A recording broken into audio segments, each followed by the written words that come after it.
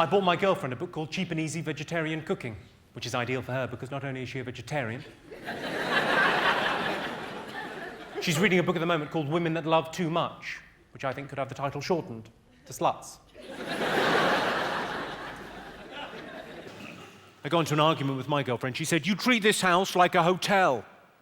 I said, "I have never snorted cocaine off a hooker's tits in this house."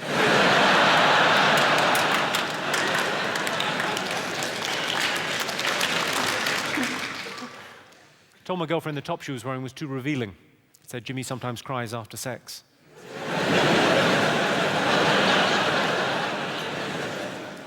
We got into a row. You'll be familiar with this. If you're in a long-term relationship, this is the kind of scenario for a row that I think happens a lot. We got into a fight on the way back from a party. So we went to this amazing party. It's about 2:30 in the morning. We're driving home. So I'm driving. I haven't had anything to drink, stone cold sober, driving. She's had quite a lot to drink. I mean, in terms of units of alcohol, she's had an awful lot to drink. But she's not drunk. And I know she's not drunk. I know she isn't drunk because she told me she wasn't drunk 400 fucking times. You know, like sober people don't. Anyway, the worst thing about this argument, I didn't even say anything. Someone else said something, and she was talking about that, and I just agreed with the fact that the other person said. And it was a fact. It wasn't a point for debate. It was a fact. So I was driving along, right? She's talking a lot. I'm listening a little. Okay, my bad. But she's telling me about the evening in real time. And I was there for most of it, so I don't need to be hearing this. A lot of the stories involve me.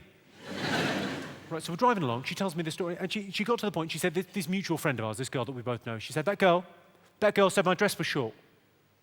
I went, yeah, it is. You're taking her side? Why don't you go back to the party? Why don't you drive her home?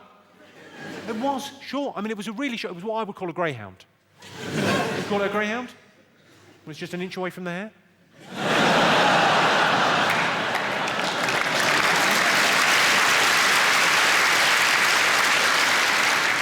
Really short skirt, so like I went, it is short, yeah. She went, oh, you're taking her side? Why don't you go back to the party and drive her home then if you fancy her so much?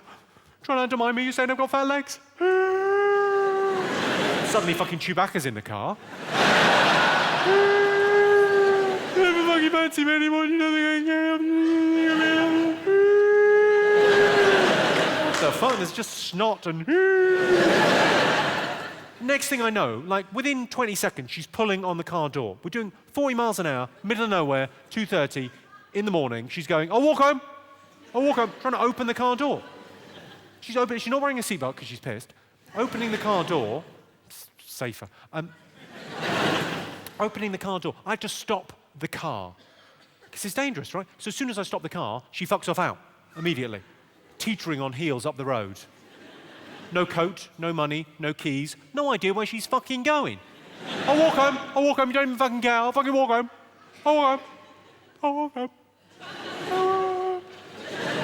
So I have to do the dutiful boyfriend thing of driving along at 4 fucking miles an hour. Come on, get back in the car. It's all my fault. It's not my fault, I've done fuck all here. Come on, get back in the car, I'll buy you chips. Please just get back in the car. Anyway, long story short, I got arrested for curb crawling. I don't know about you, but I think the best thing about a big, passionate argument is tumbling into bed together afterwards and lying in cold, grim silence until dawn. Are you asleep? I can't sleep. I'm too full of hate. Any fans of make-up sexing? Anyone had good make-up sex? Give us a shout, yes? Yeah. Make-up sex is pretty awesome, but timing is critical. Because if you get overexcited and you go for the make-up sex too early and the argument's still happening, that is a little bit rapey. I don't know if this has ever happened to any of you, but I split up with my last girlfriend because she was very hypocritical. She used to say, I love surprises, but then when she found out I was sleeping with her sister. My girlfriend always says, you never tell me how much you love me. I don't want to upset her.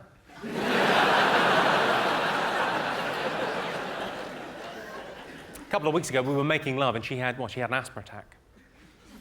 I did briefly think I was doing really rather well. Then about sort of the 90-second, 2-minute mark, I thought, hang on, she's laying this on a bit thick. Either she wants something or she's not well. And she wasn't well. I totally panicked. I didn't know what to do. So I phoned a friend of mine who's a doctor and he lives just down the road from me, and I said to him, you know, what should I do? He said, well, yeah, don't panic. It could be quite serious. It probably isn't, but I'll pop right over. I said, what should I do in the meantime? He said, finish yourself off. Don't give me that look. It was the right thing to do.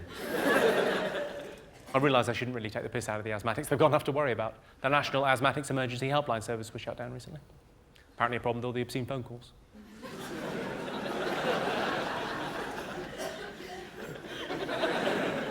No asthmatics in?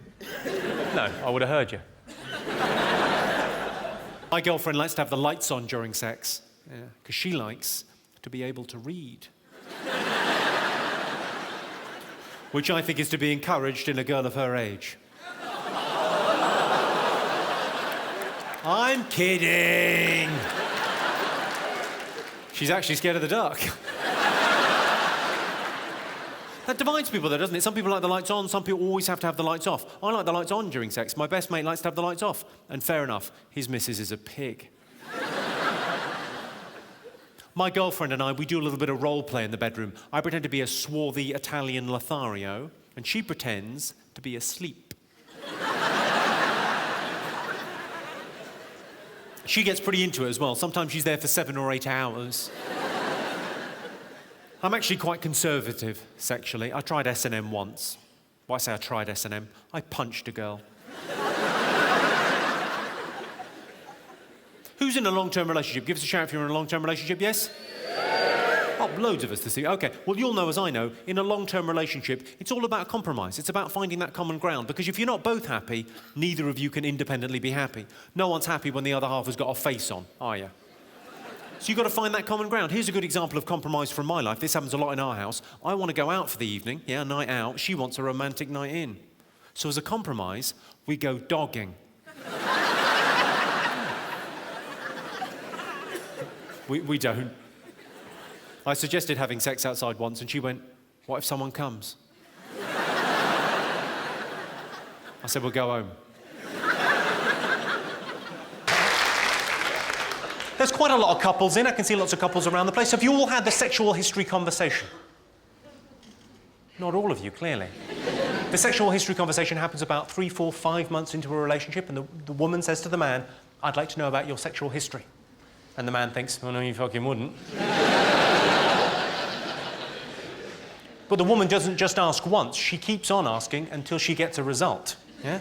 I had this recently. I was cornered. Had to have the sexual history conversation. I had to list every woman I'd ever been with, from the girl I lost my virginity to, right the way up to her. And that is where I should have stopped.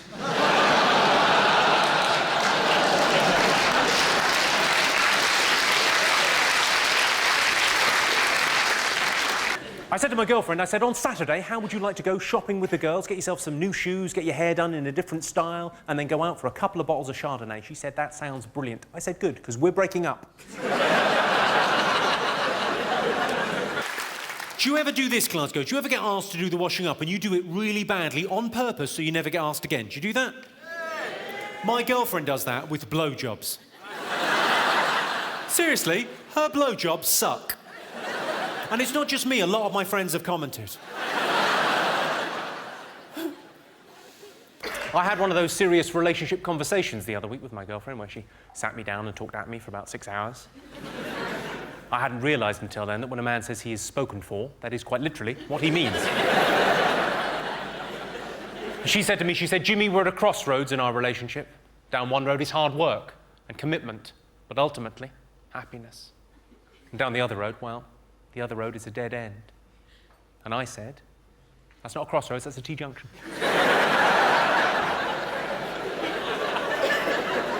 Well, I'm glad you laughed. She went fucking mental.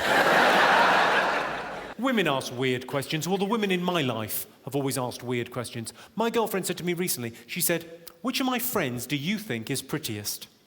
Well, that's what she said. What I heard was, I fancy a fight. I don't know much about women, but I know there is no correct answer to the question, which of my friends do you think is prettiest? There's nothing I can say that she'll go, oh, good. Yeah. and there's going to be trouble, so I thought, well, I might as well be hung for a sheep as a lamb. So when she asked, which of my friends do you think is prettiest, I said, well, Karen is pretty, but Susan does that thing with her tongue. I'm in a long-term relationship. Who else here is in a long-term relationship? Give us a shout. Oh, loads of you. You sound thrilled. I've been with the same girl for 8 years, and we're very happy together, but how's this for mental? She still gets annoyed if I use her toothbrush. That's mental, isn't it, when you consider how intimate we've been over those 8 years? And if you can tell me a better way to get dog shit out trainers... I'd love to fucking hear about it, because there's nothing finer. I was at a party, I was chatting to a guy, he said, what does your girlfriend do? I said, anything but anal. I'm joking. She loves it. I'm in a long-term relationship, but I'm not married. Is anyone else in that situation? Quite a few, but you're timid about saying, because like me, you'll know, if you're in a long-term relationship but not married, everyone, friends, family, colleagues, acquaintances, everyone feels they can stir it up a bit. As soon as anyone hears, they go, have you thought about? You two, have you thought about? Trying to start an argument between us. I think it's very rude. So whenever anyone says to me, have you thought about? Thought about? Thought about? I always go, what, putting a third finger in? I could give it a go. I'm not sure it's what the relationship is missing. Maybe try the shocker. 2 in the pink, 1 in the stink. That's how that works. Sorry, too much? 2 in the goo, 1 in the poo. There. Nicer for everyone. I don't know what conversation that prompted there. I imagine that was you, madam, turning to him thinking, I'm glad it's not just you. I had a woman come up to me after a show in Tunbridge Wells. She said, I found that shocker thing very uncomfortable. Now, I knew what she meant. But I couldn't help myself. I said lubricant. Are there any couples in this evening? Give us a shout, the couples. Oh, lots of couples in tonight. This is a bit silly, I think. But for Valentine's, I got my girlfriend sex vouchers as her present. I didn't realise they were transferable. Turns out they accept them at her work.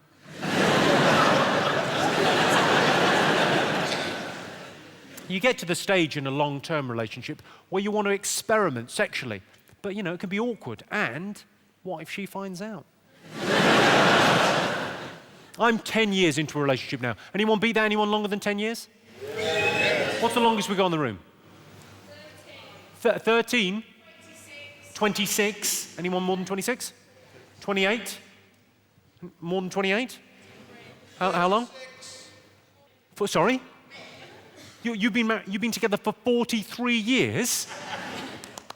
I think. Come on, 43 years. Now, I don't know what it's like after 43 years. I think that's an extraordinary commitment, especially in this day and age. That is quite something. But I don't know if it's the same for you, because I've only been together with my girl for 10 years, but things have got quite predictable in the bedroom. Now, when I lower my entire ball bag into her mouth, she is pretty much guaranteed to wake up. Same?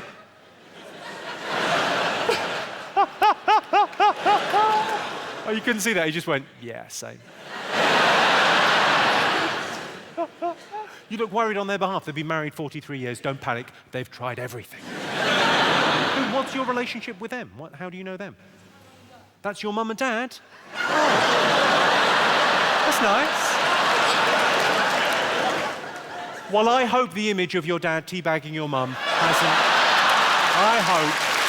I for one...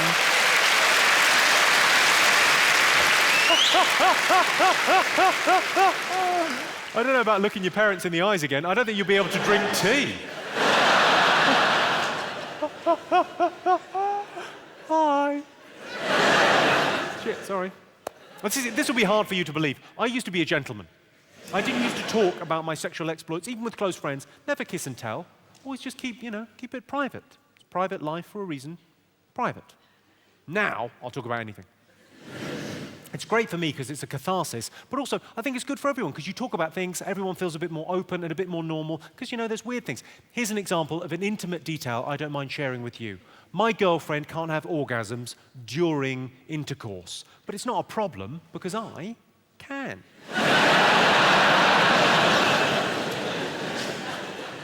I gave my girlfriend an orgasm and she spat it back in my face.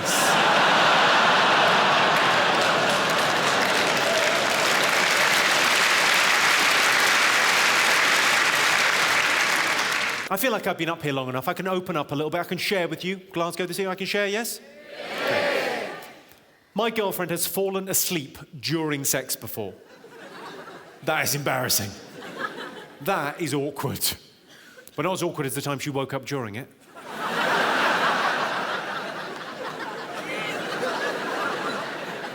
Hello, love. You're up early? Yeah, I was just getting on with a little bit of sex. I'll make you a cup of tea when I'm finished. That'll help get rid of the taste. Yeah, I know it's weird. I've seen a doctor. Hi, I'm Jimmy Carr, the guy you just saw in that video. Thanks for watching it, because somehow I get money from that. I don't know how. I don't know. But probably it filters through some sort of advert that you watched before you watched the video, maybe? Or maybe you subscribed. Anyway, thanks for watching it, and somehow that benefits me. And hopefully I'll see you at a live show at some point further down the sunny road. Good luck.